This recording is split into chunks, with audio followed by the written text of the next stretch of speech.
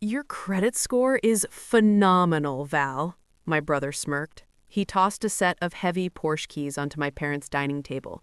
The metal hit the wood with a loud clatter that made me flinch. It was a sound of arrogance. Unlike your personality, he added. My mother laughed. She clapped her hands together like she was watching a toddler take his first steps. Finally, someone in this house knows how to leverage assets, she said. I stared at the keys. They were shiny and black.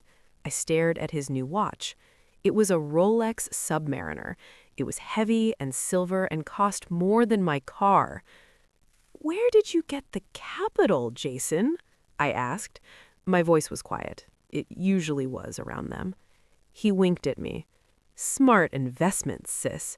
You would not understand high finance. You are too busy counting pennies at your little teller job. He did not know I was currently looking at a PDF on my phone under the table. It was labeled Fraud Alert Level 5. The victim name on the file was mine. My name is Valerie, and I am 34 years old. To my family, I was just the stingy sister. They thought I worked a boring desk job at First Sovereign Bank. They thought I was a teller or maybe a low-level loan processor. They never asked what I actually did. I never corrected them. It was easier that way. If they thought I had no power, they asked for less favors. In reality, I was the regional director of internal fraud and financial crimes. My job was not counting cash. My job was hunting down syndicates. I caught money launderers. I caught identity thieves who thought they were smarter than the algorithm. I spent my days building digital cages for criminals. I was not rich. I was not glamorous. I drove a 5-year-old sedan and lived in a modest apartment. But I had something they did not expect. I had root access to the entire banking system. I spent my whole life watching my parents bail out my brother while I built a career on catching liars. I watched them pay his rent. I watched them buy him cars. I watched them excuse his failures while they criticized my stability. If you have ever been the responsible sibling who gets punished for having your life together, hit that subscribe button and tell me in the comments. If your sibling stole your identity, would you call your parents or would you call the police? Click hype if you are ready to see justice served cold. It happened at a celebratory dinner. It was supposed to be a birthday dinner for my father, but Jason had hijacked it. He always hijacked everything. We were at a steakhouse downtown, the kind with white tablecloths and waiters who scrape crumbs off the table between courses. Jason stood up halfway through the appetizers. He tapped his fork against his wine glass. I have an announcement, he said. I am officially launching my luxury flipping business. I have secured $200,000 in seed capital. My parents, Linda and Robert, were ecstatic. My father reached over and shook Jason's hand. I knew you had it in you, son, he said. You are the visionary of this family. You take risks. You make things happen. My mother looked at me. See, Valerie, she said, you could learn something from your brother. He dreams big. You are so safe with your little 9 to 5. You need to take chances. I cut my steak. I chewed slowly. I swallowed. What are the loan terms, Jason? I asked. He rolled his eyes. The interest rate is competitive. Stop trying to audit me, Valerie. You are just jealous I secured funding and you're still renting that apartment. The table laughed. It was a mean sound. It made my stomach turn. I took a sip of water to wash down the taste of their condescension. Then my work phone buzzed in my purse. It was not a text. It was a haptic alert, a specific pattern of vibrations that meant something critical was happening. I reached into my bag and pulled it out. I kept the phone under the table. The screen glowed with a red banner. Priority notification. High-value loan flagged. Identity inconsistencies. Applicant name, Valerie Ann Miller. Cosigner, Jason Miller. I froze. The room seemed to tilt. The sounds of the restaurant faded into a dull roar.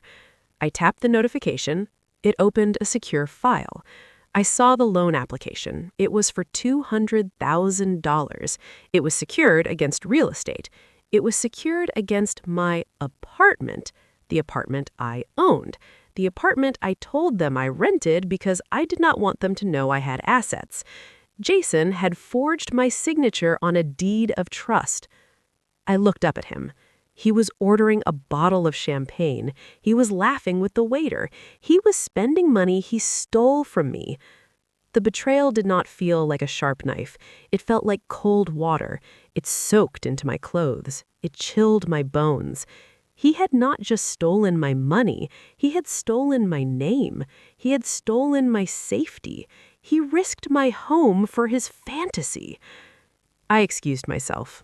"I need to use the restroom," I said. I walked calm and steady out of the dining room. I walked past the bar. I walked out the front door and into the cool night air. I sat in my car. I logged into the secure server.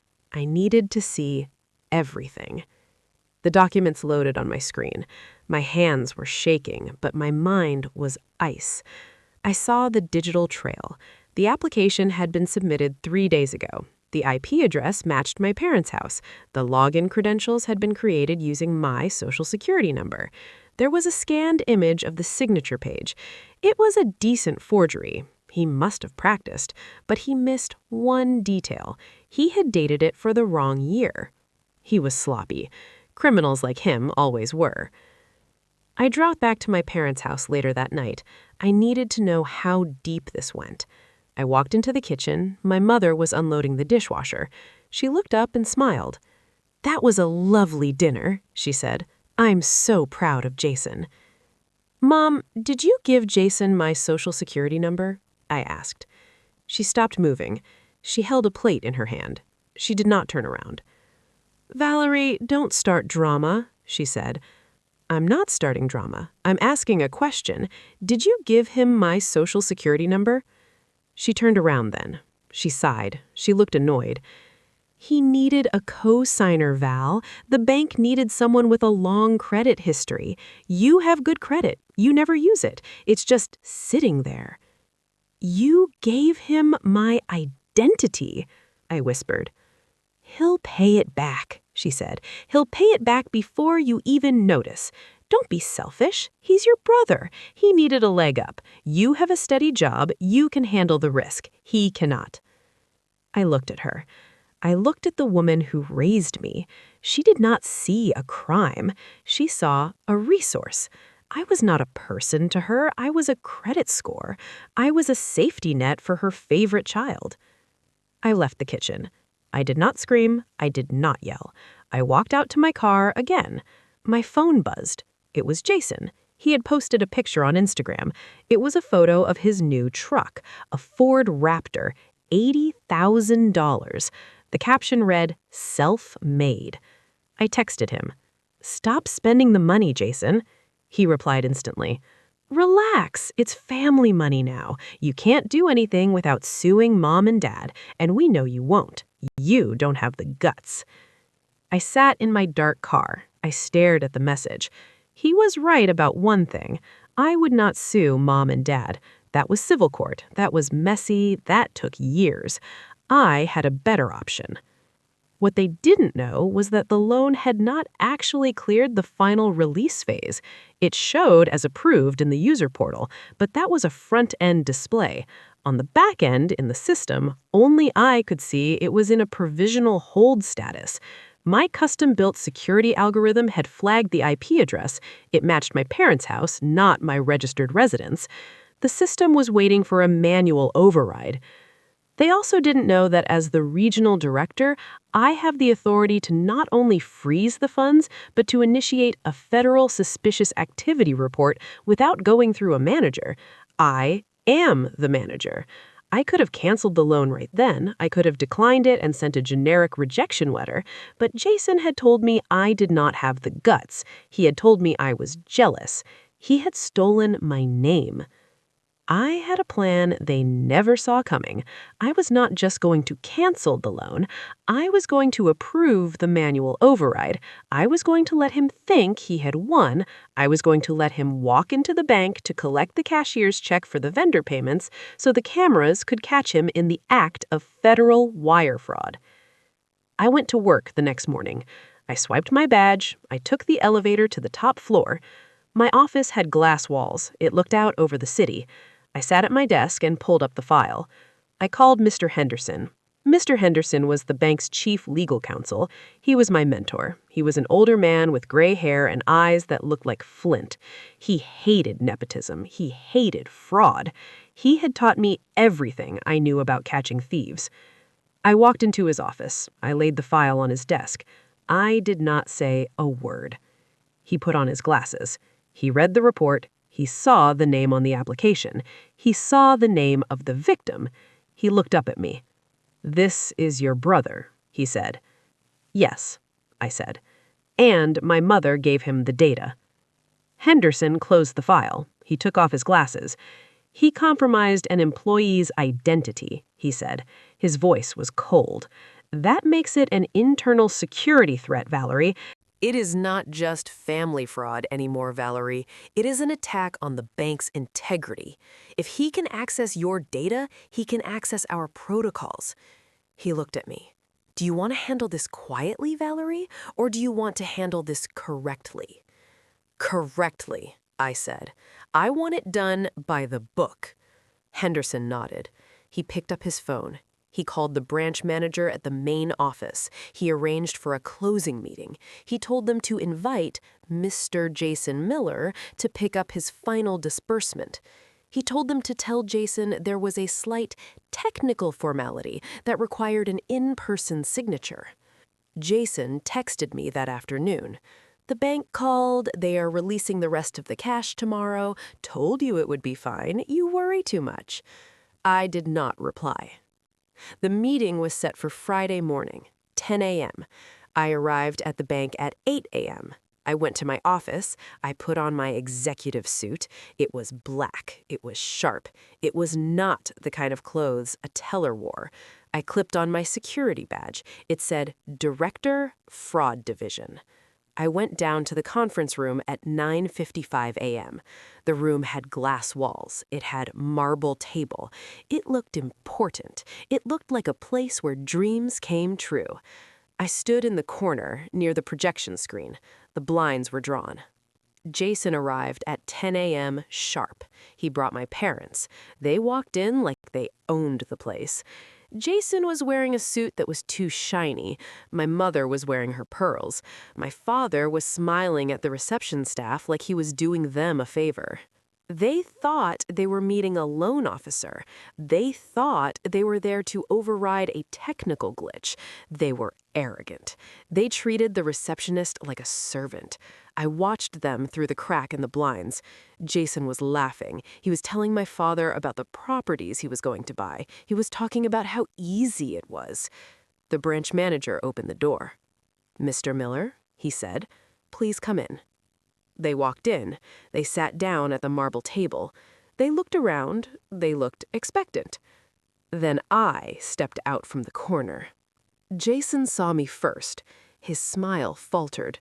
"What are you doing here?" he asked. He laughed nervously. "Did you bring us coffee?" My mother frowned.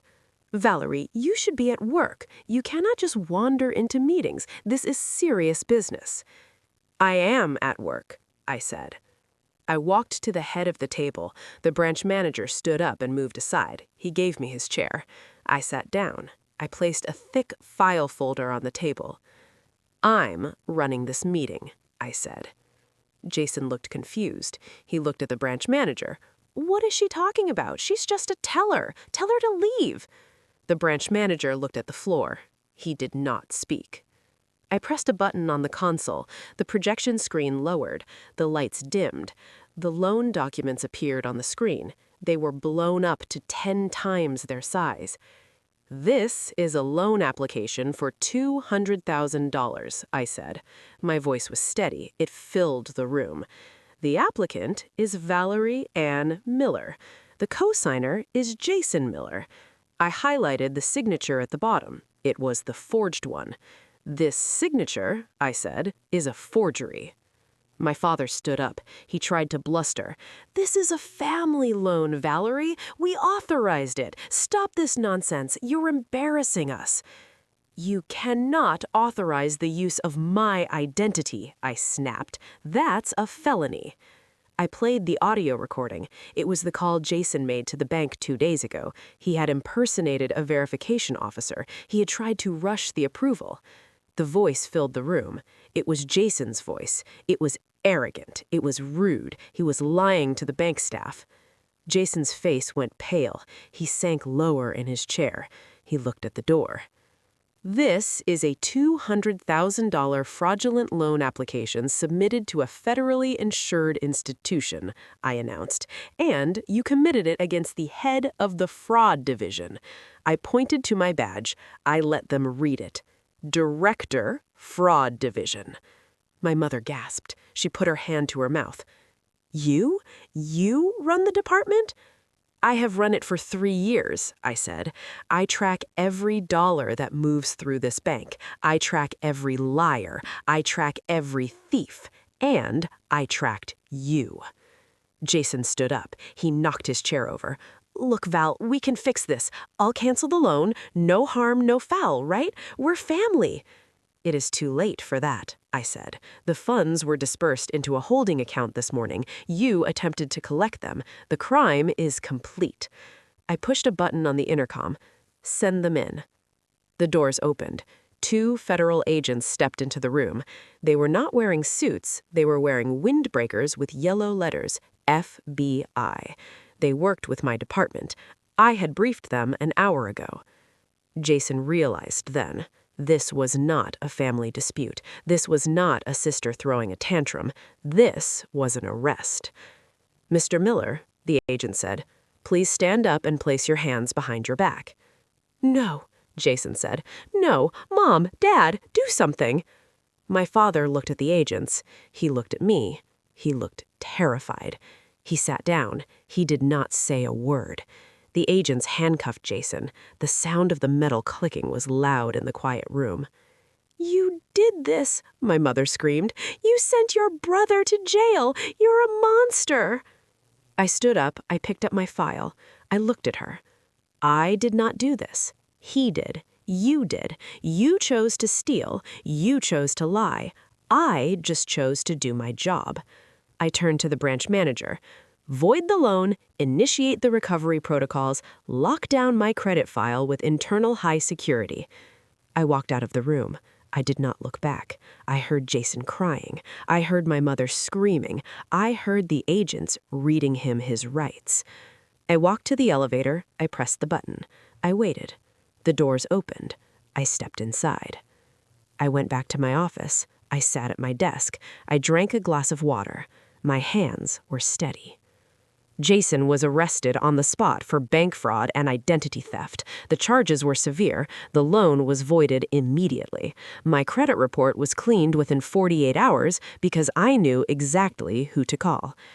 My parents were escorted out by security. They were screaming that I was a traitor. They were screaming that I was dead to them. I blacklisted them. I put their names on the internal watch list. They could no longer bank with us. They could no longer bank with any of our affiliates. Their accounts were frozen pending investigation into other potential fraud. Jason took a plea deal. He wanted to avoid a trial. He wanted to avoid 10 years in prison. He pled guilty to 1 count of bank fraud. He was sentenced to 18 months in federal prison. He also got 3 years of probation. I never visited him. I never wrote to him. My parents tried to contact me. They sent letters. They called from strange numbers. They told my aunts and uncles that I was evil. They told everyone that I had set him up. I did not care. I sold my apartment. I bought a new house. It was in a gated community. It had a security system. It was mine. Identity theft isn't just about money. It's about violation. When family steals your name, they are stealing your future. They are stealing your peace. If you have ever had to lock your credit to protect yourself from your own blood, share your story below and click Hype to help this story reach anyone who needs to know that family isn't a legal defense for fraud. They told me I was just a paper pusher. They were right, but they forgot one thing. Paper is heavy, paper is sharp, and paper is the heaviest thing in the world if you stack it against someone enough. Do not set yourself on fire to keep ungrateful people warm. Stay safe, stay solvent, and check your credit report.